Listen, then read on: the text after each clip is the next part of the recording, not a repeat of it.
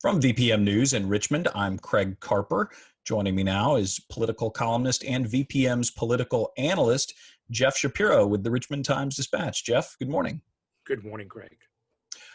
Though you might not have noticed, the Virginia legislature is back at work again on police reform and balancing the COVID-battered budget. The House is meeting virtually while the Senate is meeting in person, though not at the Capitol, but the Science Museum, because it's supposedly safer. We should say supposedly.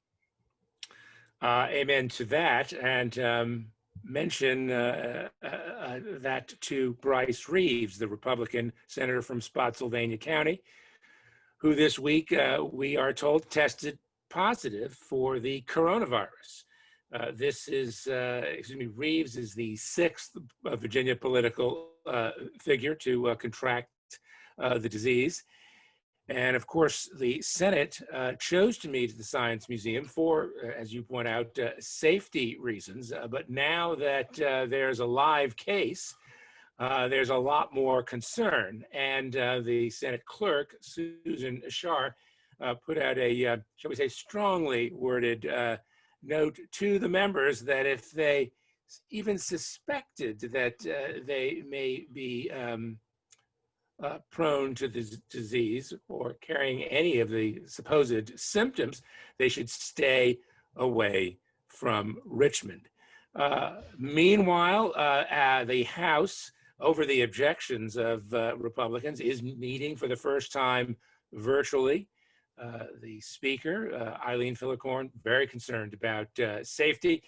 And I think there's a little bit of pleasure in this decision. Not that anyone wishes Bryce Reeves ill, pun not intended, but it was for this very reason that the House Democrats insisted on meeting virtually. What's been going on? House and Senate committees have been meeting, taking up budget bills, police reform legislation.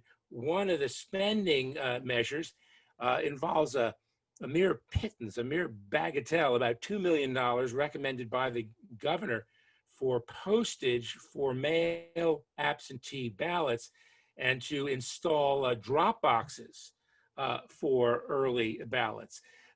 This is something that has a heightened urgency with the approaching election of fewer than 70 days before Virginians go to the polls. And as VPM's Ben Paviour has pointed out, and this has been reported elsewhere, because of the pandemic, we are seeing sharp drops in registration. At least as of April, it was down 25% from 4 years ago. Clearly a consequence of this plague, if you will. Some of the bills that seem to be working their way through the House and the Senate, and again, bills on which there is not consensus. This is something that we've emphasized in earlier visits.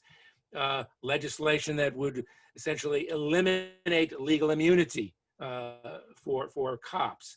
Also, legislation that would ban chokeholds.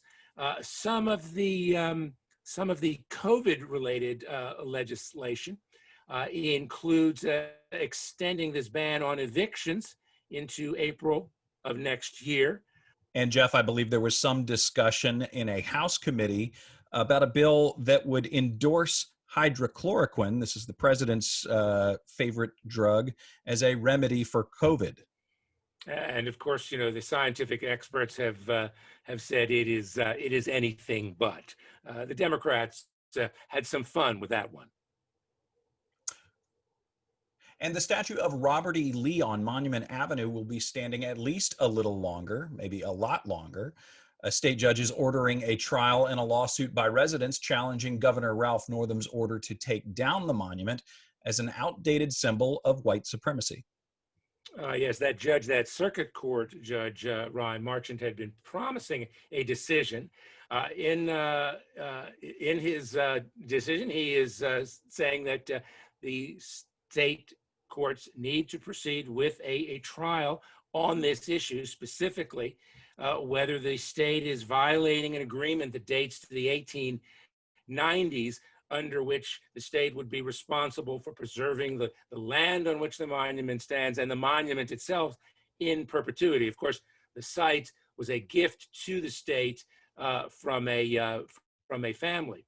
The other bit of legal news, the state Supreme Court handed a decision, a favorable decision to Mayor LeVar Stoney of Richmond, I guess sort of after the fashion.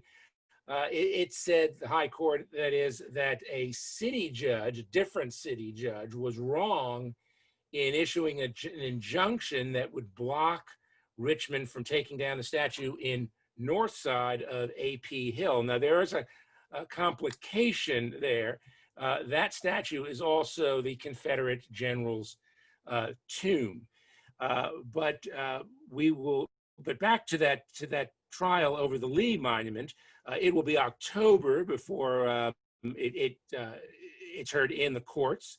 And there's every likelihood that the disappointed party could probably take this case to the Supreme Court. And of course, as long as that case is in the legal pipeline, that statue will continue to stand. And a figurative monument was toppled this week. That's Jerry Falwell Jr. He's out as president of Liberty University in Lynchburg, a casualty of a sex scandal involving the religious conservative, his wife, and a one-time cabana boy. His fall is rippling through politics in his home state. It didn't take long. The Virginia Democrats and some of the national Democrats have been having a field day with this one. Of course, young Falwell endorsed Donald Trump for the presidency. I guess one would suggest that there would seem to be some parallels between the president's reported personal conduct and Mr. Falwell's alleged personal conduct. Remember, Falwell's father was never a terribly popular figure nationally or in Virginia, and Democrats frequently tried to play the guilt by association card, since Falwell endorsements tended to be prized, largely to mobilize religious conservatives. Young Falwell has been active politically in Virginia. He endorsed, and Democrats, of course, pointed this out immediately on Twitter, Nick Freitas, who is the Republican nominee in the 7th district. Abigail Spanberger is defending that seat. The Democrat, of course, won it 2 years, a Trump-carried district. So expect to hear more about that. Though this is not a one-size-fits-all deal.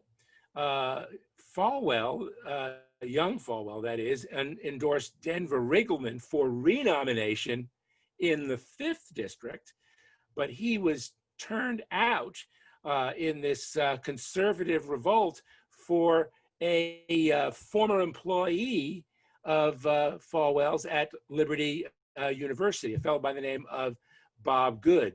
So I don't know that the Falwell card is necessarily played equally well, equally across some of these congressional races. And finally, former Lieutenant Governor John Hager died this past weekend. He was an establishment Republican, the kind that used to be fairly common in Virginia. He built the party in the 1970s and 1990s into the juggernaut that it really hasn't been in more than a decade.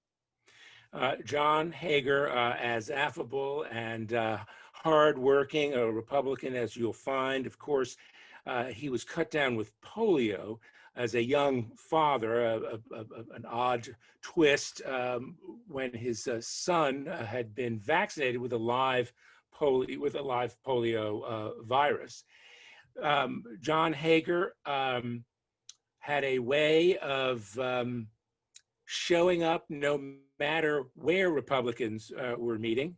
A former colleague, Tyler Whitley, used to say that if 2 Republicans were meeting somewhere in Virginia, you could expect a third, John Hager. He was elected lieutenant governor in 1997. That was the first time Republicans swept all three statewide offices. 2001, he was denied the Republican nomination for governor, losing to Mark Earley. Earley, of course, was defeated for governor by Mark Warner, who would hire John Hager as the state's first Homeland Security czar. This was, of course, following the 2001 terror attacks on Pennsylvania, New York, and Virginia. John Hager was a former tobacco executive. He was also a Bush in-law, and briefly served as the Republican Party chairman, 2008, but he was toppled by in a conservative Republican revolt. That did not diminish his enthusiasm for Republican politics. John Hager just kept showing up. All right, thanks to Jeff Schapiro, political columnist at the Richmond Times-Dispatch. Jeff, we will catch up again next week. Have a good weekend. You as well.